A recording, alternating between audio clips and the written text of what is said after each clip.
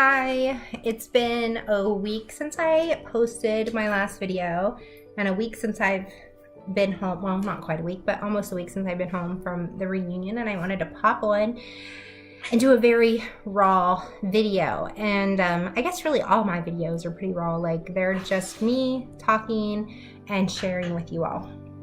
So hi, I'm Kristen, if you didn't already know that. My last video was kind of a big story to share with you all. I talked about my suicide story and why I am a survivor, or a thriver, I'd like to hope, at this point in the game. And I just wanted to stop on here and just say thank you. I've gotten a lot of feedback from that video, private messages and whatnot, saying that people were appreciative of me sharing my story, and I just want to say you're welcome and thank you for just letting me come and share that with you all. That was not easy. I have not shared that story in that manner in forever, like ever, I don't think.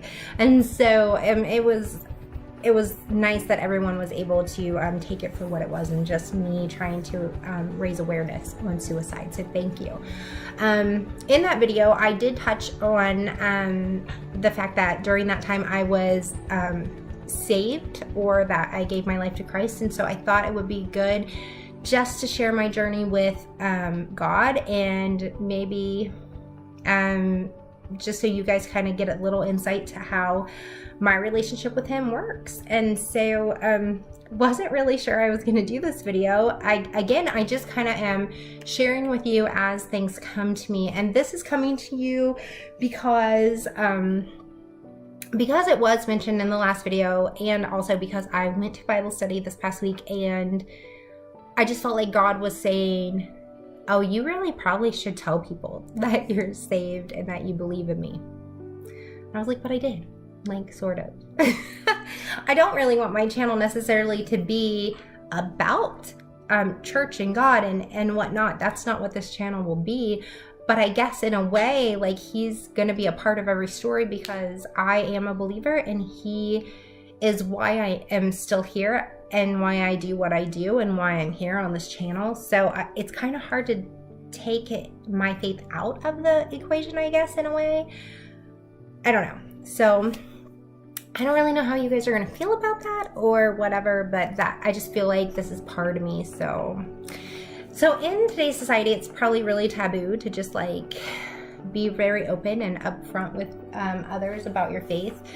But at the same time, I feel like we're in this generation of being real and being ourselves, and I don't think it's fair that those of us who believe that Jesus Christ is their Lord and Savior are being told to be quiet and to sit down. So I just find that to be very hypocritical of society. I feel like it's really frustrating to have seen such an improvement in your life, and to have actually been able to sustain a life thanks majorly, if not entirely, to the fact that God is a part of your life. And so I don't think it's fair to ask us to be quiet about it. I think we should be able to share that. If other people are allowed to share, then why can't we share, I guess, is where I am, you know? And that being said, so it was around the time of my desire to end my life that I actually decided to give my life over to Jesus. But that's not where my journey really necessarily began. So I will say that I grew up in a family that went to church, kind of.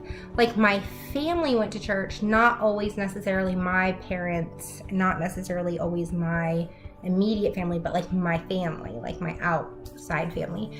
So my grandmother always went to church, my aunt and uncle and her family always went to church, and other parts, like I think both aunts and uncles went to church. So church was always a part of our family in some way. We weren't big on like praying at family gatherings necessarily. I don't remember doing that.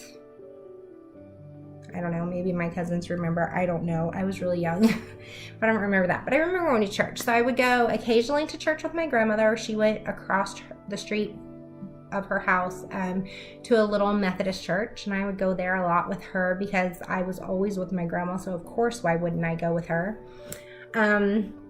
I occasionally went to Baptist churches and Presbyterian churches. My mother and sister were baptized at a Baptist church when she was married to her second husband, and when my mother was, and it was super complicated because we went all the time and we put on this front that we were this happy, good family, but then behind closed doors, he was trying to kill her. I don't even know. It was super crazy. I don't understand that whole dynamic. But domestic violence is weird, right? So there was that. I was taught during that time that there were certain churches that were really crazy. So that was always interesting. We went to a school that we always said the Pledge of Allegiance. We weren't allowed to pray at school, but we did sing some sort of Christian hymns during Christmas time. I remember in choir singing some Latin Christmas songs, which you would sing in a church too, like they're from the hymn, some of them. So very weird, just very strange, because it was just a public school, but I do remember that.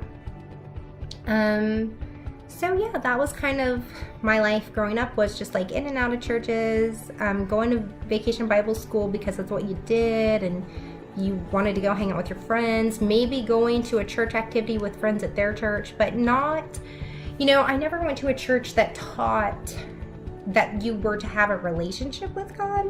So that whole concept was like foreign to me at the time.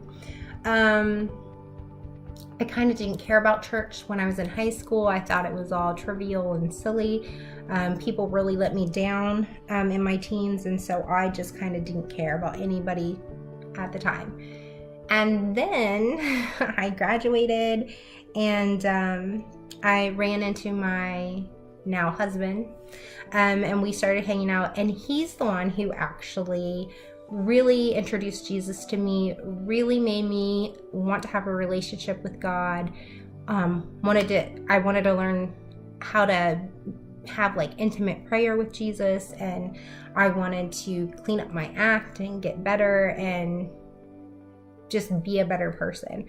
I wasn't really fully ready to get saved, but I would classify myself at the time as a Christian, as a believer, but I technically wasn't saved. Like I never actually gave my life over to Christ, not fully. So he was really, really amazing back then. He listened to Christian music. I didn't even know that was a thing, and we're talking like Rebecca St. James and oh my gosh, this band Zayo, we were friends with the lead of the band at the time, but Zayo is not the same now as it was then. And just like crazy Christian music that I was like, how is this Christian music? This is like rock and roll, or this is heavy, or whatever it was. But Rebecca St. James was really good, and I really, really enjoyed her songs. They kind of made me really think about God in a way that I never thought about him before. And so I really was starting to kind of get into it. And once we were living together, like Tony bought me a cross necklace, and he gave me a Bible. He bought me my first official, like, I'm gonna learn about Jesus study Bible. I have a Bible from my childhood. Still a little, Jesus on the cover of it with children or something. I don't know. I got it one Easter, but Tony got me my first actual like study Bible. I think it was King James though, so kind of hard to understand if you're not into that kind of thing. I grew up having to know how to read Shakespeare, so King James version wasn't that hard for me. So yeah, we spent time together kind of talking about God, and he was just like giving me some introductions to him. And so I look back now, And I definitely see God's hand in my life and protection and just saving me from different things. And just, I definitely feel like he knew that I was going to use my past for his glory or to help others in some way.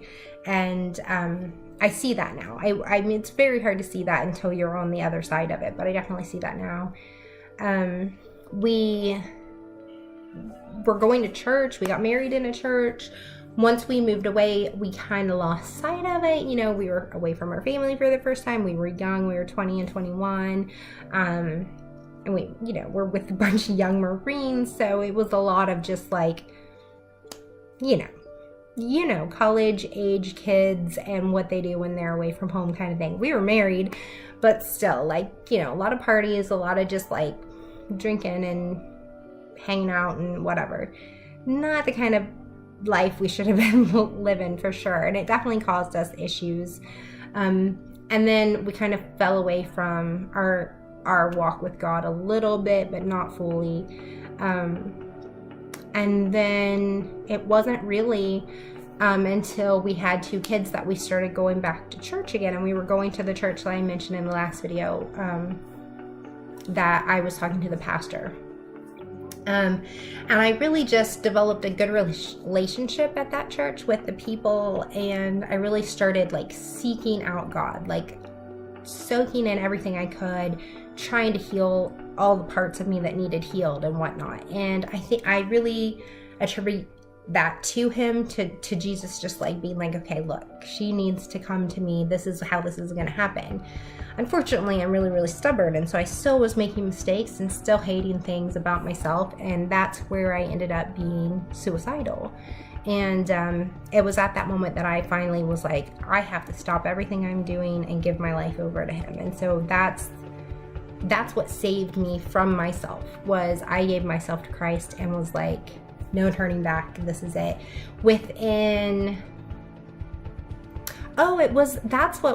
why I ended up getting baptized, actually. We needed to go home soon after all that. And I was like, not that I wasn't going to get baptized, but I still had really bad, I always have anxiety, but I really didn't want to get baptized in front of like all these people. I just needed to get baptized as soon as possible. So I did. I just like asked the pastor, and we did it randomly one day. Just all of us got together and I got baptized because I had to go home and I didn't want to go home without being baptized. So it was really, really hard at the time. I didn't have much family support when it came to my relationship with God. My grandmother had already passed by that time. So the only person I really could talk to in my family about my relationship with him was my aunt. And her and I would talk occasionally, and I would ask her questions, and I would definitely ask, like, how did grandma feel about this? And like, how was her relationship? And how did, do you know this or do you know that? Because I really was struggling with the fact that I didn't get to have those conversations better with my grandmother. My grandmother was full on a Christian. She would sit and just read her Bible all the time. I can't even tell you how many times she read her Bible from front to back. She read it all the time. Anytime she was sitting down, she was probably reading her Bible, if it was in the evening especially. I have her Bible, actually, and I have a hymn that is from the church she went to, and I love it. There's some little notes and highlighted areas in her Bible, and that makes me feel that closeness with her. I love that I know that I'm going to be reconnected with her when I pass away, because I'll go to heaven and be with her, and I know that because I gave my life to God, and I know that she did too. And it gets me through the hard times now, knowing that she's up there waiting for me. I fully believe that because I believe in God and because of the relationship that he and I have, that I get bombarded at times from evil forces and demons and different just bad mojo, if you will, and because that's how that works. I mean, really and truly, like, the devil does not want us to have a relationship with God, so the closer you are to him, the more that they're going to attack you, and I definitely see that in our lives. I have 100% thought since forever, like since before I even had a relationship with God, I have thought that God must want my husband to do something amazing. Not me, I don't think that about myself. I think that about my husband. I think that God wants to use him in a mighty, mighty way. And I think that it is really intimidating to feel that way. But it's just something that I have always felt. And I feel like that is part of why we have always had that struggle of our marriage, because I feel like we have all those forces against us, because God does want to use my husband. And so if the devil can keep us like unsteady, he might get a foothold. And he did for a while. I mean, let's be honest, he did for a while. But we're working on not letting that happen again. Let's be real. It's not easy to have gone through everything my husband and I have gone through, and to, you know, still rely on God and still rely on each other and still fight that fight every day. And some people think we're crazy, and some people absolutely were so mad at me that I did not divorce my husband. Some people were mad at him because he didn't divorce me. I mean, it's been crazy, but I can tell you this, like, I 100% believe that God has put us where we are supposed to be. I have no reason that we would have been going to the church in South Carolina that we were going to, other than a random friend. Like, well, the first friend we made there, we're not friends anymore, that's why it's funny. The first friend we made there invited us to that church. They didn't go to the church fully. They went twice, I think, with us, and then stopped going. We loved it. We fit in right away. We were accepted. I was part of the family. The pastor was like a dad to me. I mean, it was fabulous. We loved it. And the same thing happened in the next station. We're in Kentucky. Some random person invited us to church, and we were just like, okay, and we went and checked it out, and then they stopped coming to the church, and we were still going, and still to this day we'll go visit that church or the pastor at any given moment that we can. I was really, really upset that we were home this past weekend and we didn't get to go to church. So I definitely think that he puts us in these places where we're supposed to be, with the connections we're supposed to make, and the journey we're supposed to be on. And so I think that we're still doing that now. We're just, you know, trying to figure it all out all the time. And my husband and I, you know, we are fighting for our family constantly, and we are fighting against the forces that try to break us apart all the time. But I 100% believe that we are meant to be together, and he is my soulmate, and he is my best friend, and I wouldn't want to do life without him. And I just love him so much. I can't express that enough, how much I love my husband. But he drives me crazy sometimes, but I love him. Let's be real. I drive him crazy. He has to put up with a lot from me.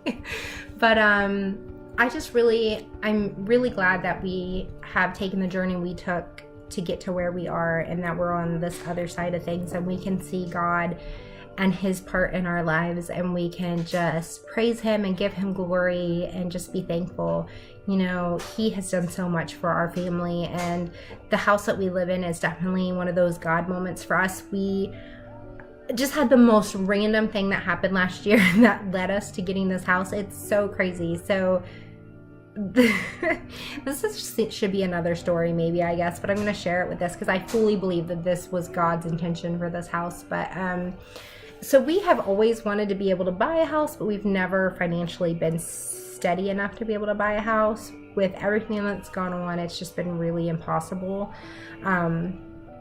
And so, especially because we spent a year apart, it made it that much harder to try and buy a house. We were looking at them then because I thought, well, maybe we need to buy a house so that it's just done and over with, and then we can get divorced. Like, that's literally what I thought a few years ago. So we started looking then, and that was not going to happen. Like, we weren't going to be able to do that. So then we, when we were reconciled and we got back together, we had a lot of stuff to deal with because we had been paying for 2 places and 2 this and 2 that and 2 of everything. And it became very apparent that we were like, not going to buy a house. And we were renting a house that we hated. We hated our landlord. And I say hate in just the matter of, like, didn't want to be there, didn't want to put up with him. He was super creepy to me. Like, I don't enjoy people who make me feel uncomfortable. He made me feel uncomfortable in, like, a very unsettling way anytime he was around. And so I just really didn't want to put up with that for very much longer. During our separation, I had broken a tooth, one of these teeth right here, and it was like half missing. But we hadn't really been to the dentist since we lived here, and I wasn't planning on going because I knew we didn't have money. And so I finally was like at work one day, and I bit down on some bread and broke it again.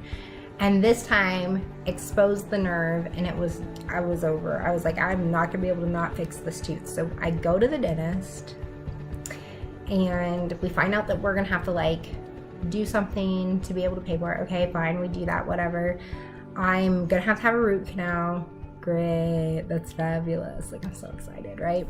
So we leave there after finding this out and are told like it's gonna be like altogether, like to fix all the things that were going on with my mouth was supposed to be like $7,000 or something crazy. And my husband legit was mad. Like, anytime money comes up, my husband cannot handle life and he gets super angry.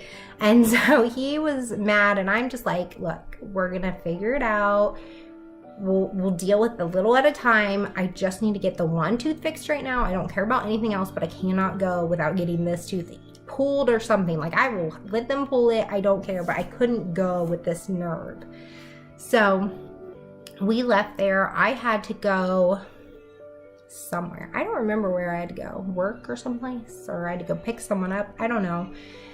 But I left, and I'm in a horrible mood because I feel awful. And the reason why he was stressing out was he was thinking, how are we gonna just, apply to get a card to pay for that? We need to be saving money to buy a house. We're never gonna be, he went down the rabbit hole basically. Okay. Now mind you, we have not looked for a house in a year or more, and weren't planning on looking for a house really necessarily anytime soon. And that was the thing he was stressing out about. So I leave, and then I get a text from him that says, do you want to go look at houses? And I'm like, what are you talking about? Like, legit, you just threw a fit because I need to get my tooth fixed. No, I don't want to look at houses. What are you talking about? And I'm thinking all that, looking at my phone, and he sends me back a message before I respond that says, we just got approved to buy a house. And I'm like, what, did you go and apply to buy a house? What are you doing? No, that's not what happened at all. So in his total stressing out moment, God, and I fully believe this, God was like, here is my answer to your fears right now, son. And he sent a message to my husband through our realtor saying, you have been approved for this amount to buy a home. First of all, that we were approved at all was amazing. Second of all, the amount that we were approved of was a lot more than we expected. And in this area was like what we needed to be able to get a nice house. Okay, so that happened that day. I think I was like not feeling good that week. So I was kind of sick. And I think I even was like out of work one day. And then the next day we went and looked at houses. We looked at 7 houses, I think, total in one day. This house that I'm living in was one of the last houses I looked at. And when I walked in, I was just like, and was like in tears. Because I thought to myself, there is no way I can afford this house, and this is the kind of house that I would dream of. Like, this is the kind of house that I would walk into someone's home and be like, you're so lucky to live there. And so it was just the most amazing moment of, oh my gosh, this is happening. God has put us everywhere that we were supposed to be. I broke my tooth, for crying out loud, and God used that as an opportunity to assure my husband that he was with us and he was going to take care of us. I told my husband when we were at the dentist and when we left, like, don't worry about it. God's going to take care of us. He always takes care of us because we've always been taken care of. And I was just like, God's going to take care of us. And Tony was stressing, and then like legit that day he got that text, and I think within 2 weeks we had bought this house. So God has put me and my husband everywhere we needed to be. He has taken care of us. He has provided for us. This house 100% is his. It's not our home. It's not the bank's home. It's God's house. And I don't take that for granted at any time. I spent the entire first week that we lived here crying my eyes out because I didn't feel worthy of this home. The first time we got to have a Bible study here was like the greatest thing ever to me. We're not doing Bible studies here right now, but we do occasionally sometimes. But so God has definitely been in my life, and he has taken care of me, and he continues to take care of me. And I fully rely on him, and I love him.